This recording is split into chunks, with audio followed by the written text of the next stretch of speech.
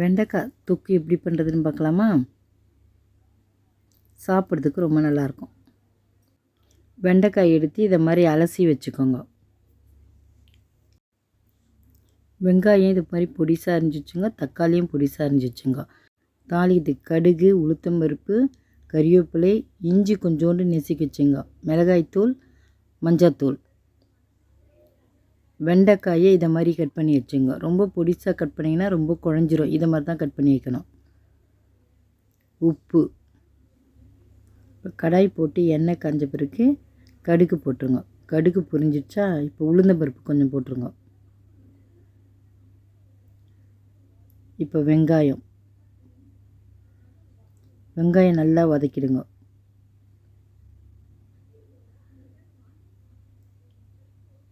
வெங்காயம் நல்லா வதங்கின உடனே இப்போ தக்காளி சேர்த்துருங்க.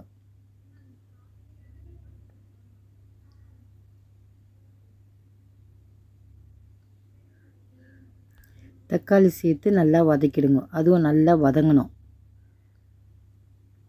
இப்போது வதங்கலை, இன்னும் கொஞ்சம் நல்லா வதங்கட்டும். பாருங்கள், நல்லா வதங்கிடுச்சா? இப்படி தான் வதங்கணும். இப்போ நம்ம இஞ்சி நெசுக்கி வச்சுருந்தோம் பாருங்கள், அதை சேர்த்துருங்க. அதை சேர்த்து நல்லா வதக்கிட்டு கறிவேப்பிலை சேர்த்து அதையும் ஒரு வதக்கிடுங்க.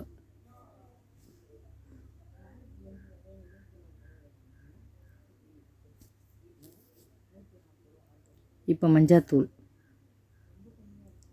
மிளகாய்த்தூள், உப்பு எல்லாத்தையும் சேர்த்து நல்லா வதக்கிடுங்க. இப்போ கொஞ்சம் வதங்கினவுடனே வெண்டைக்காய் சேர்த்துருங்க. அதில்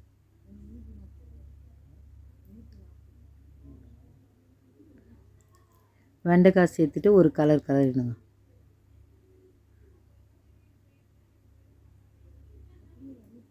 இப்போ கொஞ்சம் போல் தண்ணி ஊற்றிடுங்க.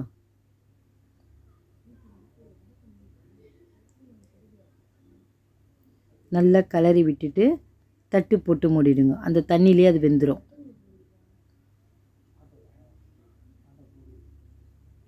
அவ்வளோதான். இது பாருங்கள், வெந்துருச்சு.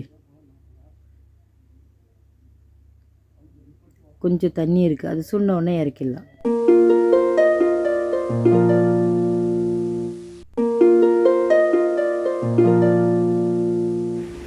அவ்வளோதான், தண்ணி சுண்டிட்டு சாப்பிட்டு பார்த்துட்டு எப்படி இருக்குன்னு சொல்லுங்கள். நீங்களும் இதே மாதிரி செஞ்சு பாருங்கள்.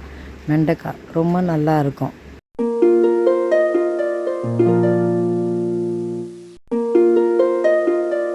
லைக் பண்ணுங்கள், ஷேர் பண்ணுங்கள், மறக்காமல் நம்ம சேனலுக்கு சப்ஸ்கிரைப் பண்ணுங்கள். தேங்க்ஸ் ஃபார் வாட்சிங்.